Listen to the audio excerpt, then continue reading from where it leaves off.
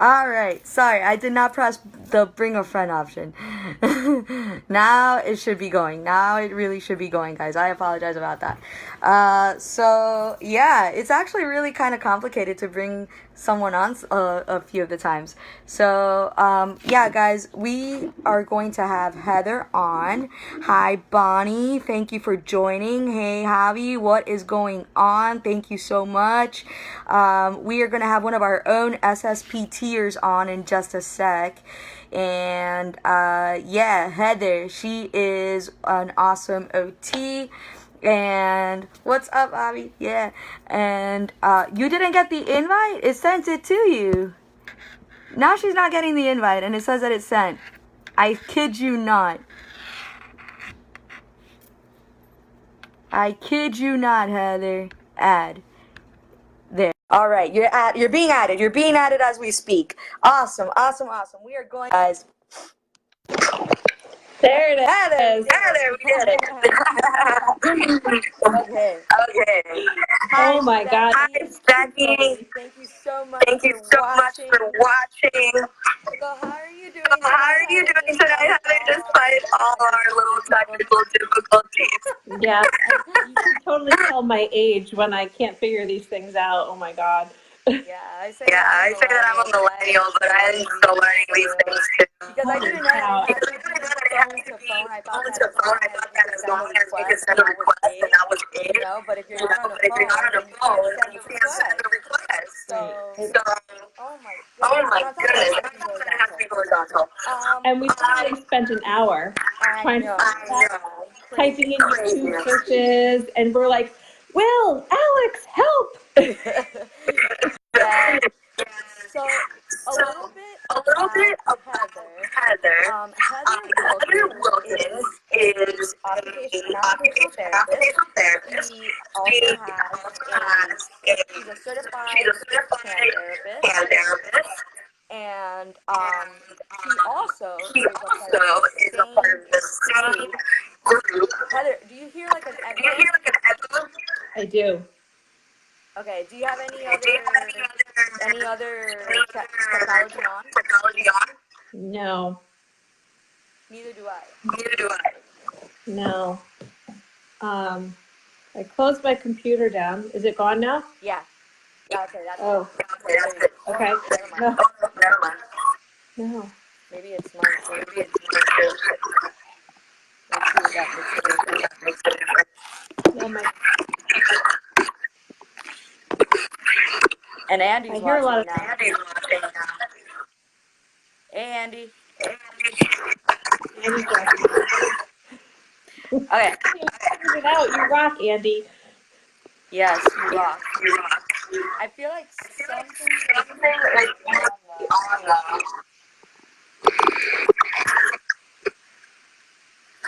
I know. I don't know what it is. My huge echo. You hear a huge echo? Yeah. Maybe I am in a room with a vaulted ceiling. Do you hear us okay?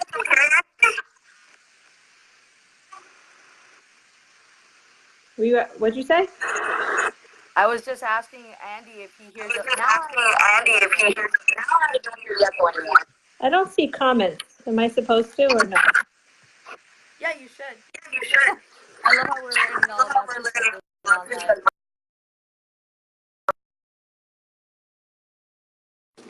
Musicians. I will have learned. I don't see comments, so you're gonna have to tell me if anybody comments. Let me grab my headphones because I do think that'll make a difference. Andy says to Okay. try.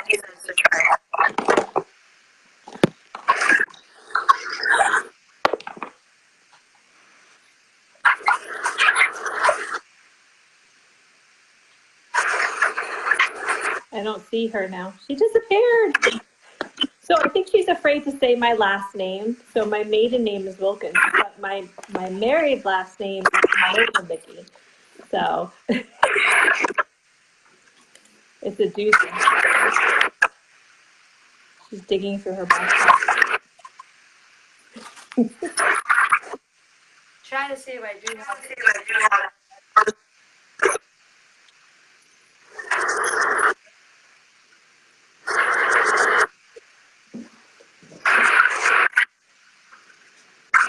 Unplug my phone.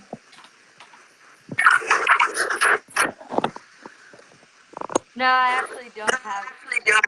I don't like I don't know how sounds to the audience like kind of able to get live sounds very Do you want me to try headphones? I can go get mine.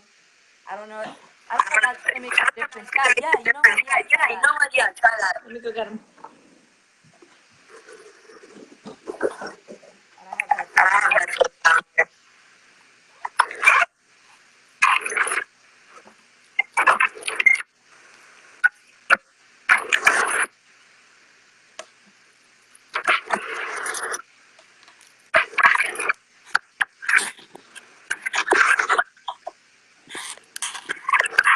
Okay, Denise, I got you. I'm gonna also do headphones. Right. Okay, I have my headphones in. Can you hear me? Hold on, I'm plugging in. Hello. There we go. Hello. Oh my gosh, that is excellent. Wow, this is awesome. Okay, so awesome. Okay, we are up and going, guys. We are up and going. Took a few minutes, but here we are. Heather. A few hours. Yeah. Why don't you introduce yourself to the group a little bit? Tell them a little bit about who you are and what it is that you do and what setting you work in. Okay. So I am an OT-CHT, but my first degree is actually in music performance. I had injuries and I had to stop playing. So I then had to figure out what I was going to do with my life, which I really had no clue because when I was in high school, I had no interest in math or science or anything other than performing. So it was really hard. Then I finally kind of landed into OT school, and I knew I wanted to kind of work with upper extremity injuries just because of my own personal experience. And then I ended up graduating and getting a job working at UConn Health Center in the orthopedic hand department. And we also had a musicians clinic there that had just been started, so that's kind of why they hired me there. So I worked in hands there for 17 years, and then I left and I started my own practice. And so now I own my own out-of-network practice, and I specialize in hands and upper extremity injuries, as well as I have a real focus now on working with musicians. So I'm trying to really build that side of my practice. That is amazing. So that's it. Okay, so I think a few of the students on here, maybe this is the first time they ever even hear the term out-of-network practice. What does that mean? So it means that I don't contract with insurance companies. So in the state of Connecticut, that's where I'm located, we have direct access. So you hear all these things, direct access, only PTs have direct access. Actually, in the state of Connecticut, I don't know, I'm sure it probably varies from state to state, we have direct access, and it really depends on the insurance company if the insurance company will pay for that or not. Some insurance companies require a referral from their physician, but I don't contract with any insurance company, so people pay me directly, and then if they have out-of-network benefits through their insurance company, I will give them a super bill, and I'll put all of their information on that bill, like their ICD-10 codes and their CPT codes, and then they can submit it and try to get reimbursement if they have that coverage. So it's a much different environment. When I was in the orthopedic outpatient setting, it was very fast-paced. We would see at least 2 patients an hour, and then we would have walk-ins for splints. So we'd call them OT now. So that meant that, okay, we had to squeeze these people in. They were either post-op, they needed a splint, they needed exercises, that kind of thing. So it was very high-paced, fast-paced. So now it's exciting to be able to spend as much time as I want with patients. and I set my schedule, and I only treat one-on-one. So there's never another patient in the clinic at the same time. So Wow. it's very, yeah, it's a very quiet pace, which is nice, which is nice. It's a little bit harder because, people, you have that whole thing that you have to kind of work around. Well, why don't you take my insurance? Well, I want to go someplace where they take my insurance. And that's okay. It's not a right fit for everybody, but it is a right fit for some. So What makes it a right fit for some people? Like, who are the type of people that seem to just gravitate toward what it is that you have to offer in terms of being out of network as well? Like, versus I really want to use my insurance. right. So there's not that many hand therapists in the state. I think there's only, last I checked, I think there was 97 certified hand therapists in our state. There's really none around me. There's maybe 20-mile radius. There's 3 of us. So there's not that many of us. So people who are really wanting somebody that specializes in hands will go out of network. People who want that environment of not having, 4 patients at the same time will want that environment. And believe it or not, a lot of people will say, well, musicians won't pay for that because they don't have any money. Well, I don't get any kickback from any of my musicians ever. They never say I need to use my insurance ever. So I think they just see they see that it's one of my areas of expertise. I was a musician. I know what they're going through. They can relate to me because I have that connection with them, which a lot of other people don't because they haven't been through it. So That's amazing. That is really amazing. So, I mean, you said earlier that you yourself had an injury and that you were a musician. Are you playing now? no, No. no. So it's kind of funny because this is what one of the things I do is I go and I lecture at conservatories, and I have this little lecture that I give, and I kind of walk them through my experience in healthcare, and so this is going back 25 plus years, and I went to the best docs that specialized with musicians in New York City at the time, Wow. and they literally didn't tell me anything. They told me to rest, and that was it. They sent me to an OT that specialized in musicians, and that just meant she worked with them. It didn't mean she actually understood them. So she made me a little splint. Nobody ever told me what was wrong. The doctor brought in all these residents. I had like 5 people poking on me at the time. Nobody ever gave me a diagnosis. It wasn't until I went to OT school that I was like, oh, I have this. I had a TFCC tear. I had ulnar nerve issues. I had cubital tunnel. I had compression, brachial plexus compression. So I had like a double crush injury. Wow. And I'm also missing a tendon in my little finger. I have 2 genetic anomalies, one in my left hand and one in my right hand. So, but it was just interesting now looking back as a healthcare provider, how disconnected it was back then. And I think it still really is. I think the really important thing that anybody needs to take forward, moving forward, is that you need to connect with your patient. You need to listen. You need to hear what they have to say, and you need to understand where they're coming from. And none of that happened for me back then. So, that's kind of a long way. You asked me a question why I don't play anymore. I don't play anymore because I'm missing a tendon in my little finger on my right-hand side. So I can't hold my instrument for long periods of time without that finger locking up. And if I couldn't play at the level that I wanted to play at and that I was at, I didn't want to play. So, Gotcha. Okay, yeah. question. Do you think that, like, when it came to like the TFCC tear, to be more precise, and you said that they sent you to an OT, do you think you would have benefited more from seeing a certified hand therapist? This person was a certified hand therapist. Okay. So they were good in the fact that they trialed a splint for my little finger. But they weren't good in the fact in that they never looked at me actually play my instrument. So they never talked to me about body mechanics. They never talked to me about ergonomics. They never talked to me about my posture while I played. They never talked to me about any of the contributing factors that may be affecting all the other symptoms that I was having. So she really addressed my little finger and my little finger only. And it was kind of like a one time, she was right in Manhattan at the time of the visit that he sent me over to see her. And she made me my splint and sent me on my merry way. And that was kind of it. So,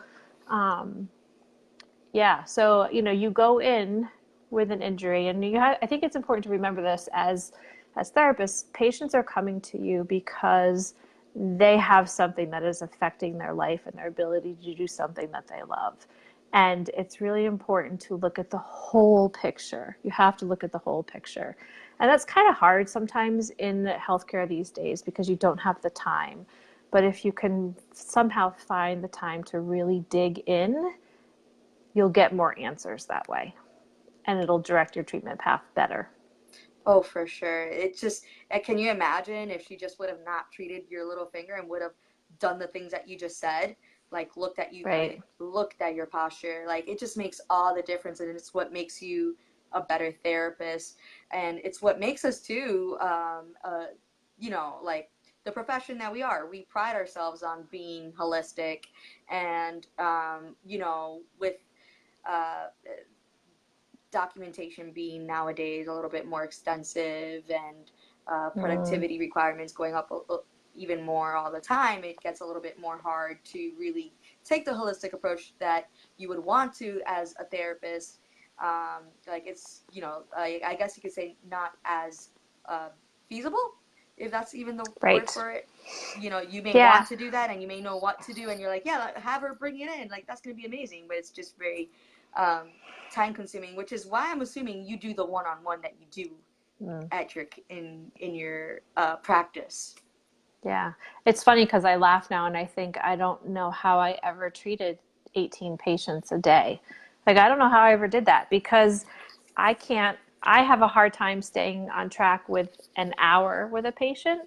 And I'm always running, like, I always end up running over with them. And it's literally one on one. I don't have patients come in and do exercises.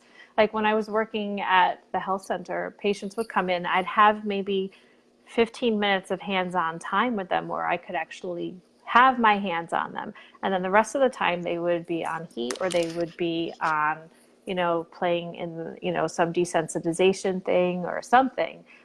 Because that is kind of how you had to play it because you were booked so frequently that you're like, okay, well, I have to buy myself time in the front end so I can actually have my hands on the patient for 15 to 20 minutes. And then they need to do some other functional things because I then have to go to the next person. So Right. it's a totally different environment. And not that, it's just is unfortunately the way that healthcare is these days. And we sort of have to adapt to that. And Yeah. that's hard, I so. I currently work per diem at an outpatient hand clinic. So for those of you who don't know what per diem means, I actually got asked that not too long ago. Per diem No, basically good means that, question. yeah, per diem basically means that Yeah. you are called to work as needed. So that you're basically on a contractor, so to speak. And you can get even canceled the day of, or you can get called the day of, depending on the schedule. Um, so it's basically a way to make side money. And many therapists nowadays are basically combining a bunch of per diem jobs to create full time hours. So, long story short, I do per diem work at an outpatient ortho center, and when I go there, I do see minimally 8 patients, up to as much as 18, how you were saying. And that seems to be pretty typical from what I hear. That's the only Yeah. other, aside, I've been in 2 outpatient hand exposure, like that I got my exposure in, and that's in Acora as a pre-OT observation student. I actually became friends or acquaintances with an occupational therapist who let me shadow him, and he worked at Cora, and then I ended up now working per diem at a Concentra urgent care, which is a very similar feel. Um, and yeah, you need to be able to be on it. Yeah. So how does Yeah. how is would you say then is are most OT jobs going toward PRN? Mm. I don't even, I don't even know how to answer that because um I don't I don't think so. I think that it's still more expensive for them to go PRN. They do like to have full-time positions. I know a friend of mine just reached out. She keeps trying to get me to take her job. She wants to retire, and I said, well, I'll come in and cover a little bit here and there. And she goes, well, they won't. They'll only do per diem for a little while because they really want somebody full time. So I think that there's great per diem opportunities out there, but I don't think that it's definitely not the norm in hand therapy at yeah. all. They want a hand therapist there that's going to be regular and that kind of thing. And not So, only that, it seems like on my I've only been out for 2 years, guys. So, but in my limited 2 year experience, it seems like whatever hand place you go to, there's only one or two hand mm, therapists that just yeah. focus on that. So, whereas if you go to an inpatient setting, there's 5 to 6 therapists, and Mm, then you go to acute, there's maybe 12 roaming throughout the whole hospital, going throughout all the different floors. And so the hospitals definitely need per diem coverage because we're talking about, you know, a lot of mm. people needing that sort of, um, Nursing homes too. Nursing yeah. homes always want per diem coverage. Um, so there, I think, yeah, maybe those two spots. Any Yeah. any other differences that you have noticed between working in hands and other settings that you have been exposed to throughout the years that you have noticed? Like what have you noticed is one of the main differences? So I've done some home care, um, and then I've done some PRN at a nursing home when I was on maternity leave. Um, and again, that's a lot of PRN stuff. And um, I think it all depends on where you're really comfortable. I was never comfortable in nursing homes. It wasn't the place for me to be. And I think you have to just have that connection. And there are some people that love it and are great at it, and that's awesome. And it's just like there's some people that can do certain things, and there's some people that can't do certain things. It's just what aligns with you. It never aligned with me. Like you do inpatient, like forget it. So I worked at a hospital setting, which was the outpatient orthopedic setting, but there was a hospital component to this, and every once in a blue moon, they would ask us to go and cover up an inpatient, and there was only two of us that were hand therapists, and we would panic. We turn white because we're like, oh my god, what are we going to do? Like, we're hand therapists, we don't know what all these tubes go, and what are we supposed to do with this? Like, it was just, we were fish out of water, completely fish out of water. Yeah. So it's just a totally different environment. I've never worked in peds, so I've really just Peds. been limited.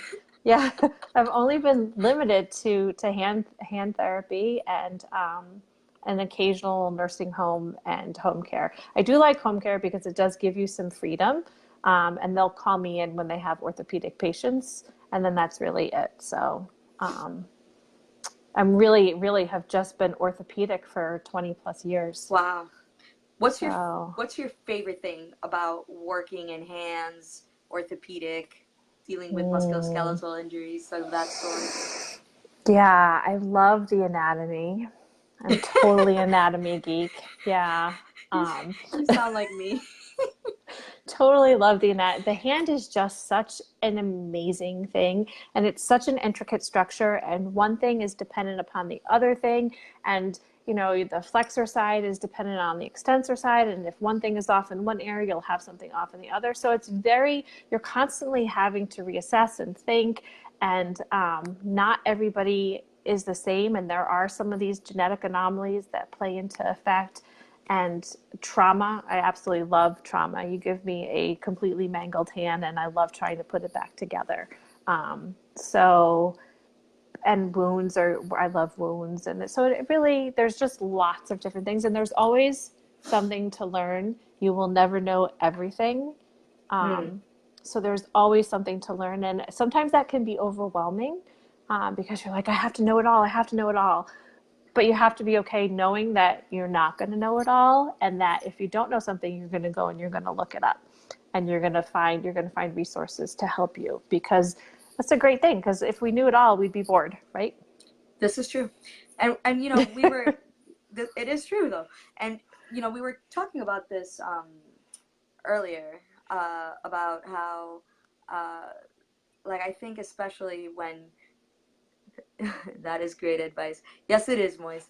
And so we were talking about earlier about how like we as especially as new grads we can focus on having the content knowledge, and what helped you were sharing with me what helped you pass your certified hand therapy exam is just your clinical experience. You didn't go right into the exam, you know.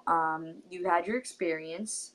You also verbalized to me that you use just the time and you study for it, because if you just focus on the book knowledge, that book knowledge is going to leave anyway, you know. So well, not completely obviously, but you know, Yeah. it's I think freshest when you first take the exam and when you're first out of school. and then it sort of goes. Yeah. And I think that's like we were talking about. It's, I think it was a blessing in disguise that, so Jessica and I were talking about when I became a hand therapist. Well, I finished school and I went directly into working in hands. So if anybody is thinking about going into hands, what you don't want to do is go into a job and not have any any support from a senior therapist. Yes. So I went into a job, I was covering a Yes. maternity leave and I had no senior therapist. So I was by myself. And literally the hand surgeon wrote on her scripts, evaluate and treat, which means I could do whatever the heck I wanted to. But as a new grad and with no mentorship, I would freeze because I'd be like, I don't know what to do. So it was extremely scary. So I would never recommend that. I would never recommend that. I went home every single night crying and opening up my Rehab of the Hand book, trying to learn something and learn something and learn something. So make sure that you go work in a place where you have a mentor. That's the first thing. But when I was working, I couldn't take my CHT exam. I was a month short of it before I had my son. They wouldn't let me take it a month early. So I ended up waiting to take my exam. And I didn't feel pressure to take my exam because I was already working in an outpatient orthopedic setting that was all hand-based, hands, wrists, elbows, and shoulders. And I had great surgeons. We saw great diagnoses. Was like, I'm going to stay here forever. I don't need to go take my exam. So a friend of mine kept pushing me and pushing me and pushing me and pushing me. So finally I took the stupid exam, but I had had years of experience and clinical expertise under my hands in order to sit down and take that exam. So I studied for the exam, but I didn't study for 6 months. I didn't study for a huge amount of time. I read my book and I did review a lot of the stuff, but I used my clinical experience when I took that exam as well. So I don't think there's a rush necessarily to take the exam. I think the most important thing is to get the clinical expertise, to have your hands on patients, because you can be incredibly book smart, but not clinically smart. And it's important to have the knowledge, but also have the clinical skills, use your intuition, read your patient, get that rapport with your patient, and then come up with a plan together. And that does involve, studying and learning all the stuff that you need to know, but it also really comes down to learning and understanding how the body works. And you see that best by working with your patients. Got it. So If that makes yeah, definitely. And I want to ask something to you. So anyone that's listening that wants to be a certified hand therapist and um, in the future as well, uh, I personally, as I was sharing with you, got very fixated on I need to be in an outpatient ortho center. I need to be in an outpatient ortho center so I can get these hands hours. I need to get in an outpatient ortho center, and that was just where I was at. And I couldn't get my mind off of that, because in order to get certified as a hand therapist, you need like 4,000 hours. and it used to be 5 years of experience in the field, but now it's been Mm, actually dropped down to 3. And I was concerned that I was not going to get these hours, and it's going to be difficult for you to get these hours in certain settings, more difficult in comparison to you working in an outpatient ortho center, because, like, right, like I shared, I just do per diem at an outpatient ortho center. I'm mainly an inpatient. So right. I kind of felt like, oh my gosh, I'm never going to reach my goal of becoming a CHT. I'm never going to do this. And I have come to the realization to that, that's not necessarily true. So my Mm, encouragement to you guys is that if you do want to be a certified hand therapist, is to remember that, if the people that you're working with, as it has been shared with me, have 2 hands, those are 2 hands that you can work on, and you can get the hours that you need and just continue to build yourself clinically, get exposed to all these different diagnoses, that will improve your clinical knowledge, as well as even your book smart as you go along, because it'll make the studying a lot, mm, like, easier because you've been exposed to it already. So yeah, don't yeah. get so fixated, guys, on the fact that, like, oh, I need to be an outpatient ortho. I need to be an outpatient ortho. If not, I'm never gonna, like, because I want to work in hands. Like, you're working on hands in inpatient. You're working in hands and even in peds. Not as much, I would say. I would argue, Yeah, but you are. You're working on hand strengthening. You're working on fine motor and grip. So. right. Yeah, there's a lot. So when it comes down to the actual exam, there's a lot of clinical, very specific orthopedic questions on the exam. And again, I think that does come with time actually treating the post-op diagnoses and stuff like that as well. But there's also the component of anatomy, physiology, understanding how joints work. So, I mean, you can kind of take how the elbow or the shoulder works and know that, okay, what end field am I feeling, what kinds of things am I feeling when I play with this joint. It doesn't have to be a hand. You need to know your anatomy, physiology, and basic post-op protocols for the exam.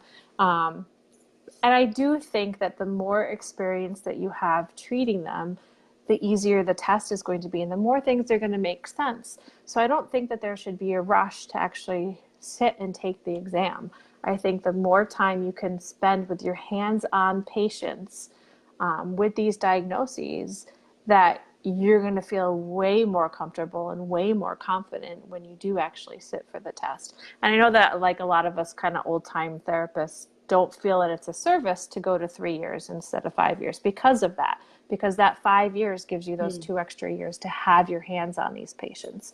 Um, so it's kind of, the more time you have treating, the better, you know. So, In your and I'm kind of gonna transition here, into another question that I actually just have for you. So I know that in your company, Healing Hands, you, as we mentioned, treat people that have injuries that are looking to get back into playing instruments again, and you help musicians. Um, yeah. so do you help other people aside from that, like in the sense of if they have a hand injury but they're not a musician and they come to you? Yep. Yep. So I have both actually, and it kind of fluctuates. Um, what I have, like, so probably in the winter, in the beginning of the winter, most of my patients, probably 70% were musicians, and then the other 30% were basic orthopedic stuff.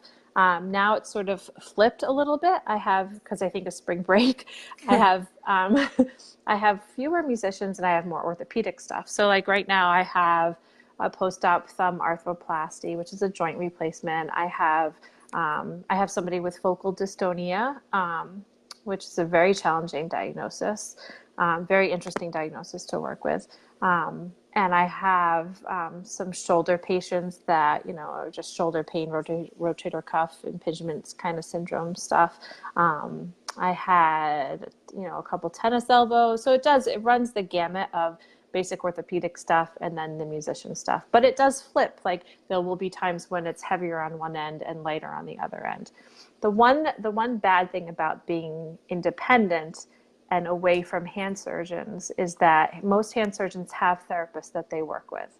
So like when I was at the health center, they would come down immediately from coming out of their cast and we would make them a splint.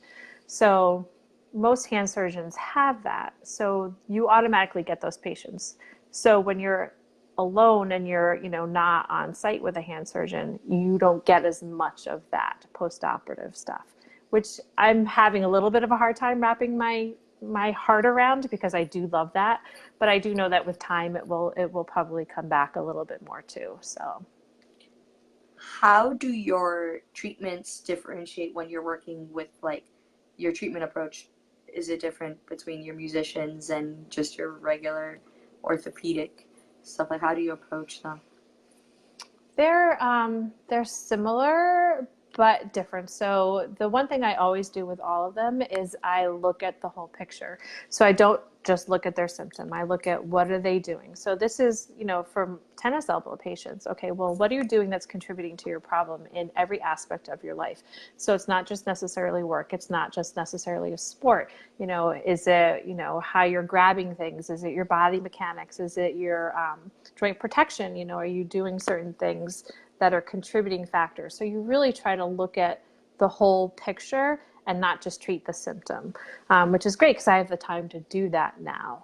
Whereas before it was like you touched on it a little bit, but you didn't dive deep. So with musicians, it's the same thing, but only they bring their instrument. I look at them play. We look at how they're actually approaching their instrument. We talk about breathing. We talk about ergonomics and body mechanics at their instrument, and exercises to do to come out of the deforming postures that their instruments put them in. So my position is always holistic and getting to the root of the problem and prevention for later on down the line too. But it's a little bit different in terms of the things that I cover, obviously, with each group. And then I'm a big believer in energy and that everything consists of energy. So I try to really tap into, the emotional side of things, the energetic side of things, and, what is holding you back from healing from the whole mind, body, spirit aspect. Wow, that's amazing. That is really, really awesome. And I think that's what OT is all about. Yeah, it is. It is. And that's the nice thing about being being on my own is that I can really, I can work on, do some energetic healings with people, and we can talk and kind of dig into some of the emotional stuff that goes on and talk about ways for them to deal with stress management and to heal some of those things that are contributing factors, because a lot of times you're not going to cure them until they start to cure some of the things inside of them too. Yep. It's if very, that makes very sense. true. Yeah, it is. Yeah. I have actually two more questions for you. Uh-oh. We're losing people. I see there's 3 people watching. I think we started out with 9. Yeah. So either I'm really boring or people are tired. No, people also like. I think I might be really boring. No. I don't like seeing myself on camera. Guys, I'm like, oh God, I've aged. Give her some love. Show Heather how much we love her and that she's awesome. When you're watching the replay, put Heather, you are awesome. Thank you so much for your advice. Oh, I know, I appreciate it. This is my first live ever, by the way. First live ever. Jessica is initiating me into lives. I try. So, what my other question was, you see, Shelby agreed. Oh, see, I can't see the chat, so. Oh, you can't see the chat. Shelby, I can't see the comments. Shelby says that you're awesome.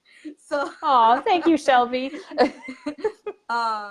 But yeah, so for those that are watching and that are going to catch the replay, which is actually going to be a substantial amount of the students, just FYI, because a lot of people don't have like the energy to watch the whole thing, and they're like, all right, no, I'll catch the replay later, and they'll watch it like in increments or something. So you're part of Smart Success PTs, just like me. I am. We are part of the handful of OTs in the program. What Come made on, you? OTs. Woo! We gotta build. We gotta build. Yeah, we do. We do. We definitely Yeah. do. What made you want to join Smart Success PTs? So I had actually talked to Greg about doing his mentorship program first. He wanted me to do the mentorship program.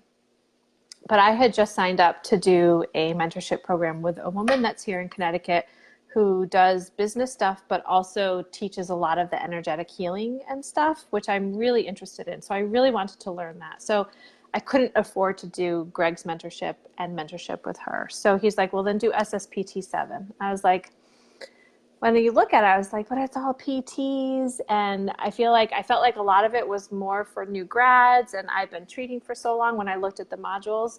But let me tell you, it is hands down, I think more OTs need to join. I totally think more OTs need to join because I'm you get trying to get pre-OTs so on this group much. to join us in the live Yeah. event. I'm assuming I will be seeing you in Tampa. Yes, yes. Yes. So I was really on the fence about it, and I talked to a couple other people that I had known from other groups, and I was like, I don't know. What do you think? I don't know if I should do it, if it's going to be worth it. I've been treating for 20 plus years, and let me tell you, I learned something from every single module and from every single call that he did, and I'm still learning as I'm going back and rewatching and trying to finish all the modules. There's so much information in there, and it's just about thinking outside of the box and trying to change the way healthcare is, and that includes Yes. OTs, PTs, speech therapists, dietitians, everybody.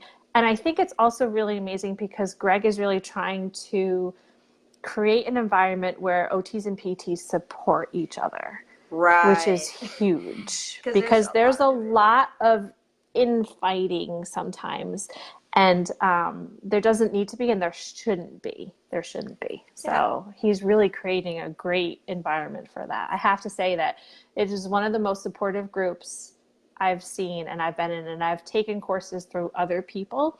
And it's just the group is an amazing group of people. It sounds like I'm advertising for him, but I'm really not. I'm just sharing my experience because my experience It's has my been experience such too. a good one.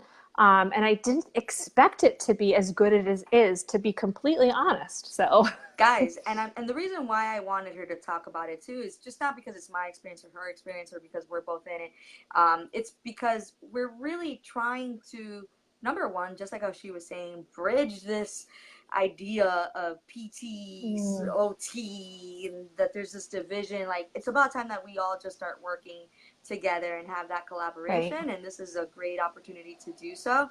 And on top of that, it's really a way to start already getting yourself out there even as a pre-OT student, and it will make you already start Yeah. thinking more outside the box. Like, had I learned a lot of the stuff that I learned now as a new grad, as a pre-OT or as an OT student, oh my gosh, like that would have been insane. Like, Yeah. you guys can be doing things